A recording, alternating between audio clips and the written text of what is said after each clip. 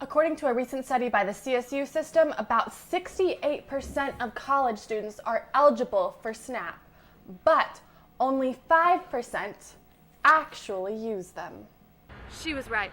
We contacted the California Department of Insurance and they said that hundreds had the same complaint. Olympians, reporters, and sports activists all came here to campus for one legendary town hall meeting. It was all to celebrate this moment 50 years ago when John Carlos and Tommie Smith raised their fists at the 1968 Olympics.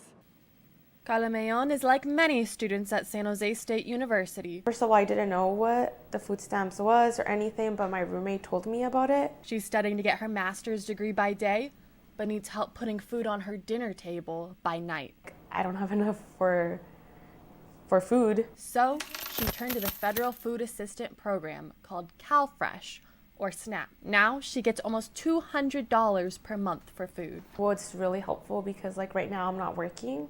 Marco Mollenhoff is the one that helps SJSU students apply for CalFresh. Students don't identify themselves as being food insecure, or they're just not in the right frame of mind, and sort of the iron is not hot for them to strike and finally apply. Mollenhoff encourages all students to apply, especially considering the California State University Chancellor's Office estimates 40% of college students are food insecure. That are eligible for this, it's an untapped resource. According to a recent study by the CSU system, about 68% of college students are eligible for SNAP, but only 5% actually use them. Financial aid liaison Marie Silva says there are exemptions that could also help students get CalFresh, like if they're on Cal Grant. And what I do here is just really help them navigate through the application. It's fairly simple. However, some students say that they feel uncomfortable asking for help. It's just something that's stigmatized, oh, food stamps is for poor people or people that don't have a job. Mollenhoff says not to worry and that there are many students who need the help. Servant Suresh is always commuting. I wake up at 4:30.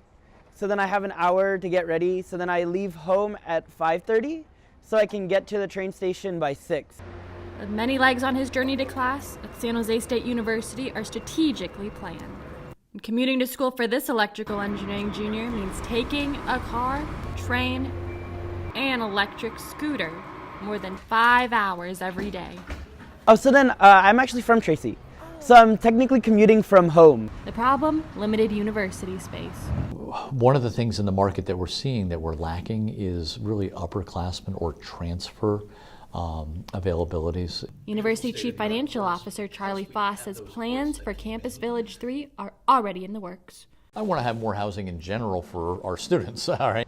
Foss says CV3 will be built right here once they tear down Washburn Hall. It'll include new dining commons, more indoor and outdoor spaces for studying, and of course, more dorms. According to University Housing, Suresh was one of about 600 students on the wait list for on-campus housing this year. He was turned down in late July, about a month before the fall semester started. So then, most places that rent are we need a month in advance. And then if that's the case, I had to find a place immediately. And all of them are giving me these outrageous quotes. Suresh says the commute is worth it. I feel it's a little bit crazy, but I feel for me, it's the fact that, hey, I'm so far in right now. I'm already 2 years in, and I love the program. I love the school. Engineering Dean Cheryl Ehrman agrees that getting an SJSU engineering degree in the heart of Silicon Valley is invaluable. Hopefully in that student's case, he's going to end up doing really well afterwards with his degree. So, I hope that there's a great return on his time investment. And hopefully with Campus Village 3 on the way, students like Suresh won't have to make such a big commitment. On campus, Lindsey Boyd, Update News.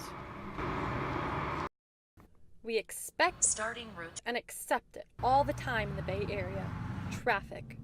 Sometimes when I get out of class around 4, that's when rush hour starts too, and so it takes me 20 minutes to get home instead of 5. San Jose State students driving in and out of downtown for school waste time and gas stuck in it every day.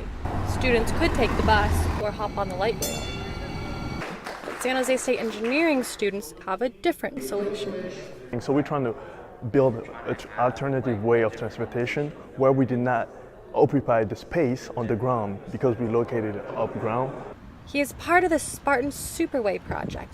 Headquartered 2 blocks from campus, it looks like an average warehouse building. But on the inside, plans for a faster and solar-powered mode of transportation are coming to life. If you ever ride from San Jose up to San Francisco, so if you take the Milk Run version, you stop at like every station along the way. But he says the Spartan Superway doesn't force riders to stop.